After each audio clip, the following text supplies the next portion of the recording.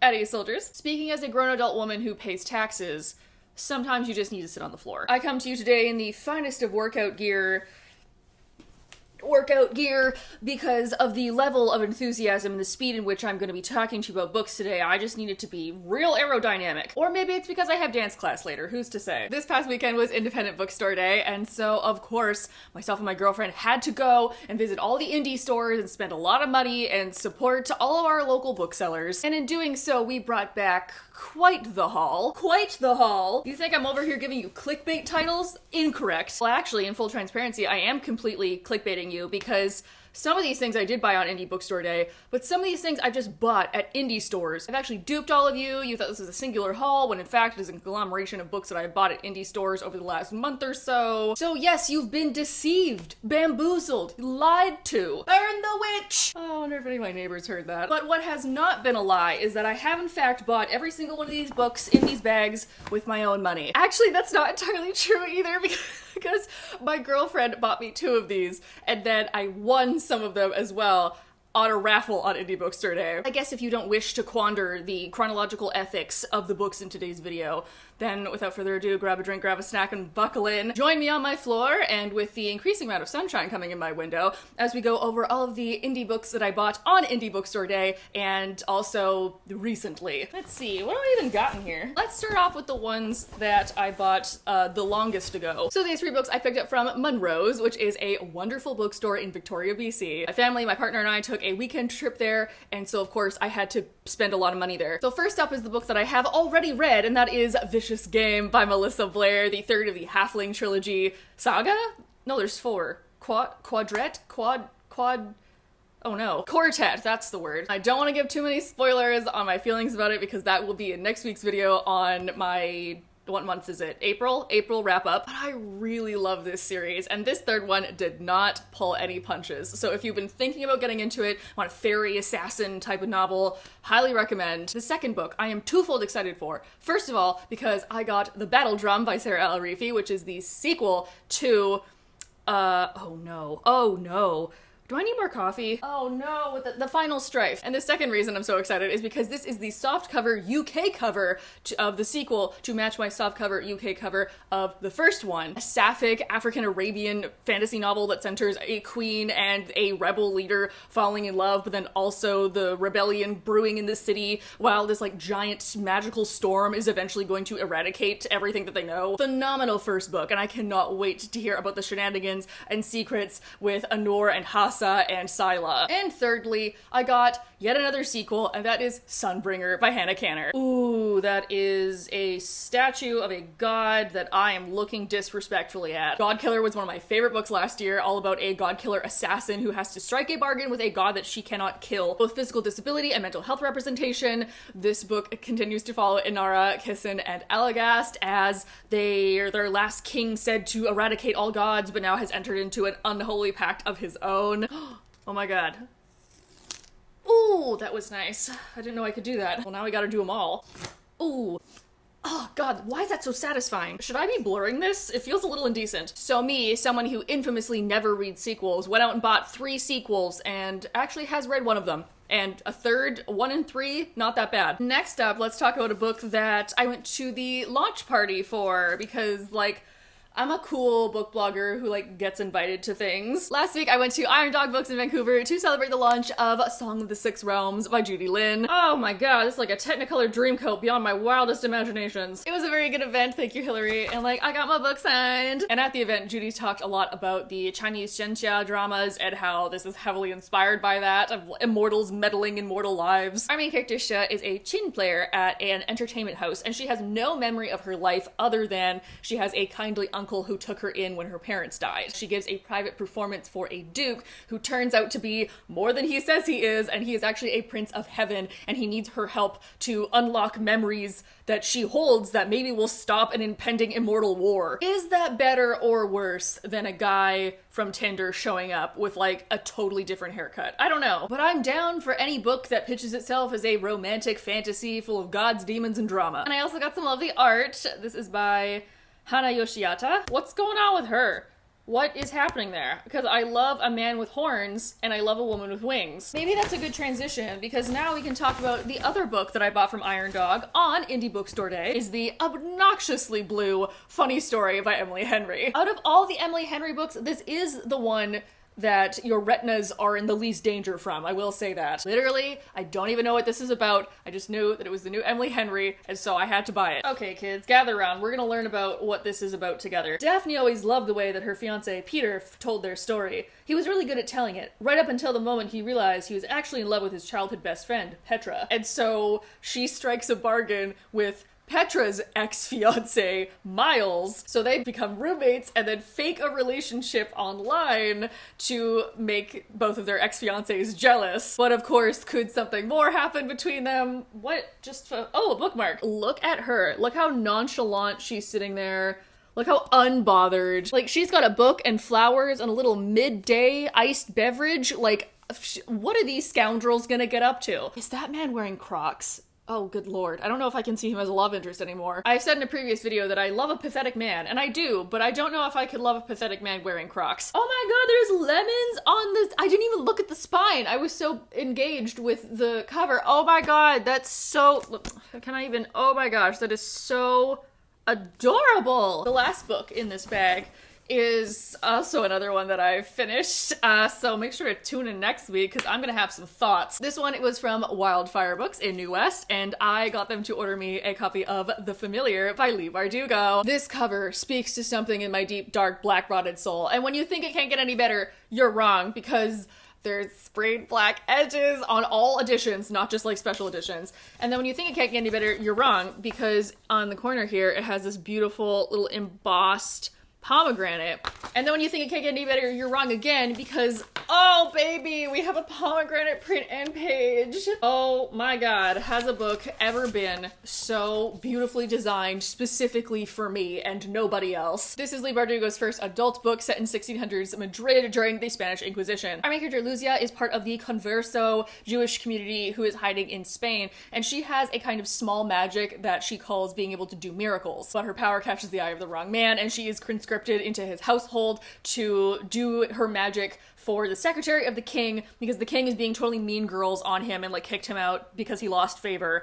But then he's like, oh, if I give the king somebody who can like do miracles, maybe he'll be happy. But then also, where's the line between them being powers from God and them being powers of the devil? And like, do we know the difference? So as Luzia is understanding her power and being forced to use it in a new way, she's also learning more about some of the other people that are conscripted under Victor, and particularly Sant'Angelo, as her fate and her magic become entwined in the Familiar himself. Not gonna get into any spoilers, but I really liked this book. It was beautifully done, very thought-provoking. Oddly enough, her use of textures and lighting to describe things in this novel really puts the reader in kind of a new experience. The sumptuousness of court life that also contrasts so heavily with our main character and her life. Everything else that I have here is something that I bought on Indie Bookstore Day. So the next up on the docket is we went to another store on Main called Pulp Fiction, which is a half used and half new bookstore, and I ended up finding 2 books in the used section that I'm very excited about, but for very different reasons. Now, the store does carry every genre, but they also carry a lot of nonfiction, but in their fiction section, I find they mostly carry a lot of the like mass market sci-fi fantasies and older literature, like classic books, but they did have there's the teeniest, tiniest little romance section. And so of course I had to go rummage around in it. I'm so glad that I decided to like get down into gremlin mode to like scrounge in that shelf, because one of the books I ended up buying was All the Feels by Olivia Dade. Never underestimate a good scrounge. Yet again, this is a book that I don't know anything about, but I read the first one of this series, which was... Shit. It's a turquoise cover and the main character's a redhead. What's it called? I obviously did not plan ahead before shooting this video. Does it say? Oh, it says on the cover. Spoiler alert. Wow, can I read context clues? What up? My name's Rachel. I'm 28 years old and I never freaking learned how to read. I really like spoiler alert because it was all about two nerds, one famous, one big in fandom, kind of falling in love online and then meeting in person, having to figure out that the person that they love online is the person they love in real life. This whole series enters a TV show that's kind of like Game of Thrones called God of the Gates. And in the first book, and spoiler alert, we get the main guy, and now we get one of the side characters whose real name is Alexander. And even though he's a playboy who's like constantly in the tabloids, he still thinks that his stardom is falling because of the showrunners kind of ruining his character. And our love interest is therapist Lauren, who was kind of hired to keep him in line, keep him out of scandal, but also to like help him with, you know, his mental state. But then of course, scandal happens and then they have to decide whether they're gonna choose their careers or each other. I'm a huge fan of the one famous partner, one not famous partner love stories, as well as like fan fiction people, or just some nerds and geeks falling in love. But damn, even just seeing the cover, there's something here that I don't know if I can forgive, and that is the fact that you made the love interest like a foot and a half shorter than the main guy. Like, I'm kind of tall, I'm 5'8", so if I think of like, oh, this like shorter girl than the guy, I'm like, okay, so the guy's like 5'11" and the girl's like 5'8", because that's something that I automatically think of when, you know, putting my own view on a book. Here, it's just very clearly spelled out, and something about this just rattles my insides. And I've been ranting about this for a long time, but why are all love interests so goddamn freaking tall? Why are they all like 6'4", 6'7", freaking 7.5 feet tall? Why can't you just give me a nice like 5'9" king? Because I dated somebody who was 8 inches taller than me one time, and it was the worst. You get a crick in your neck when you're trying to kiss people, and if I was like hugging him, my face would be like in his collarbone, so it would dig in and hurt. How do they like do anything? Like, how do they do the do? How do they do anything? I didn't realize I was so passionate about this topic. Unscripted rant aside, I'm excited to start this book because I liked the first one, and I'm a serious completionist now, apparently. Hence why I keep buying so many goddamn sequels. And the second book that I bought at Pulp Fiction it's so stupid and I love it. I also don't say stupid in a disparaging way. I mean that in the most positive way possible, because I have found a copy of Slaying the Vampire Conqueror by Carissa Broadbent. Same Carissa Broadbent that did Serpent and the Wings of Night. Self-published book, part of a bigger series that I think all start with slaying of some kind, and not like slay. These are very viciously straight. Yeah, we got Slaying the Vampire Conqueror, Slaying the Shifter Prince, Slaying the Frost King, Slaying the Naga King, and Slaying the Shadow Prince. Why do we gotta slay so many people? That seems exhausting. Oh, interesting. Okay, so the whole slaying the insert sexy, more monster character here is a standalone fantasy romance series by 6 fantasy authors. So each of them, I guess, are written by a different person. So this one is Carissa Broadbent. I don't know, man. It's literally pitched as mortal enemies to monster lovers.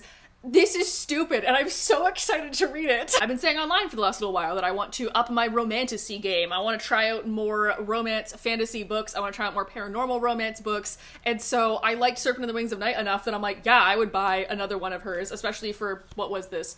$11.92. What a specific price. And I wonder if this was some kind of book box or some kind of special edition print for something, because it looks like this on the inside. Excuse me? Goddamn. Now, as I'm filming this, I have done absolutely zero research into like what this actually is from. So if you know, please leave it in the comments.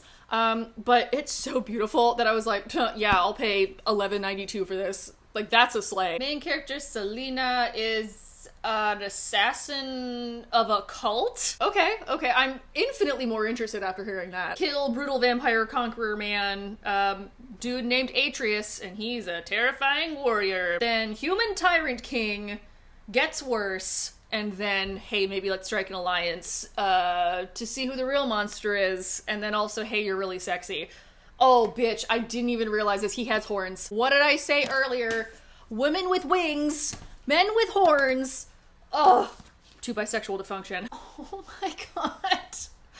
Oh, why does my knee feel like that? I'm young and spry. Oh, somehow the fact that my joints hurt this much while also wearing yoga pants, like, something about that feels deeply wrong. My current age, the age of my knees. And then everything in these two bags is from Book Warehouse. We went to the one on Broadway. So technically I didn't spend any money at Book Warehouse because 2 books my girlfriend bought for me, and then the other ones I got in a raffle giveaway. Literally, we walked in and immediately got handed raffle tickets, and they're like, oh, you're in luck, the raffle's gonna start in like a couple minutes.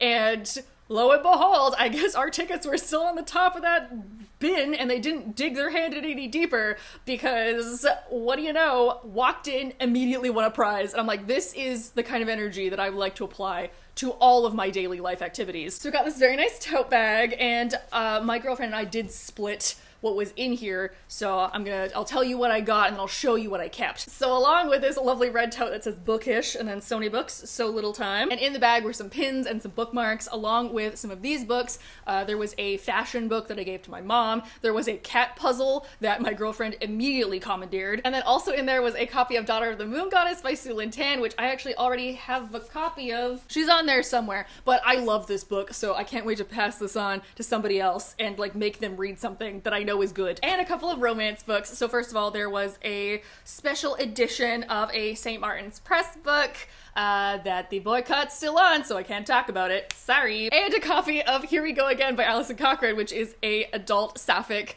rom-com that follows 2 former friends turned rivals turned reluctant road trip buddies. Now that I realize this bag was kind of gay. And also the other thing in that bag was a book mask that says shop local, and then it has the names of like a bunch of books that I happen to love, which I think is just so cute and fun. Fashion. If you saw me in a bookstore, would you fall in love with me? Ooh, and the sun went away for the last 2. Yes, good. These are both gothics. We're getting in the mood. Second last is yet another sequel. And I swear this is the year of me reading sequels. But I had to get it because I loved The Foxglove King by Hannah Witten. So as soon as I saw The Hemlock Queen out on that shelf, ooh, snatched. Wait a minute, what? The Nightshade Crown trilogy?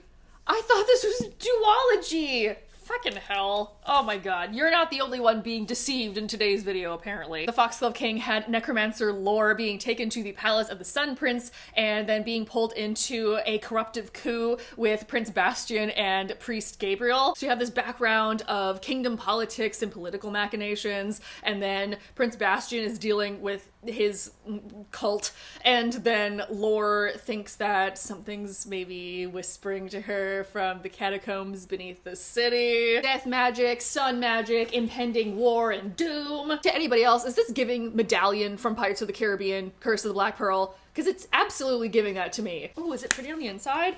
Oh, it is pretty on the inside. Oh, it's such a nice green. Sun and moon cult realness. That is beautiful. I would fully join this cult if like the welcome package involved an interior decorator. So thank you, Hannah. We're gonna be putting this at the top priority TBR pile. And lastly is a book I'm very happy to have found because there's only 2 copies left, and you bet I snagged one. I'm so excited to have it in my hands because this sounds bananas. And that is Your Blood, My Bones by Kelly Andrew. A girl who cannot love, a boy who cannot die. Our main character, Wyatt, inherits a farmhouse, goes into the basement, and finds the body of her former childhood friend strung up in a ritualistic ritual, and it turns out that he's an immortal who can't die, but is tied to the land that this is on, and like, what a mind trip. But in order to end his ties, he needs to kill Wyatt because she's the one who like owns the land and owns his curse. But then like, oh, feelings come up and we have to figure out like what's going on. Also, Wyatt maybe has some kind of volatile magic that we need to figure out what to do with, but like, what? This was pitched to me as good for fans of the Raven Boys, which I am. And it's like, I want a story that explores friendship and trauma and terrors, both real and imagined, with a raw lyrical emotional prose. Like, I want a book that will take up residence in my bones and sink its claws into my heart. The more I talk about it, the more that I feel like this is gonna be the premise of the next Hozier album. One of the reasons I love YA so much is because it is an age band that allows for more genre bending and genre blending, so you can get a little weird in YA. And this is extraordinarily weird and extraordinarily dark for, you know, a 16-year-old protagonist, but I'm here for it. And with that, that is that on that. These are all of the books that I bought from indie bookstores over the last month, but most of which on April 27th, Indie Bookstore Day. Between me and my girlfriend, we came home with 16 books on actual Indie Bookstore Day, which I think is a great accomplishment. Please leave down below if you went to Indie Bookstore Day. Who did you support? What did you buy? I want to know. I'm nosy. You can also check out my previous video where I reorganized my TBR pile to look all nice and fresh. And you can have a small idea of the mental anguish that I'm going to be going through in the next 2 days trying to fit all of my new things into my shelf. I'm really resting my elbow on the pile right now, but it's okay. The emotional turmoil was worth it. This only happens once a year. But I also recently reorganized all these shelves, so I will have room for all of these. I just need to read them first. But that's a problem for later Rachel. And everyone just give a round of applause because later Rachel, she's doing the most. You know where to click to like the video. You know where to click to subscribe. I hope you guys are all having a nice day wherever you are, and I will see you all next week. Bye!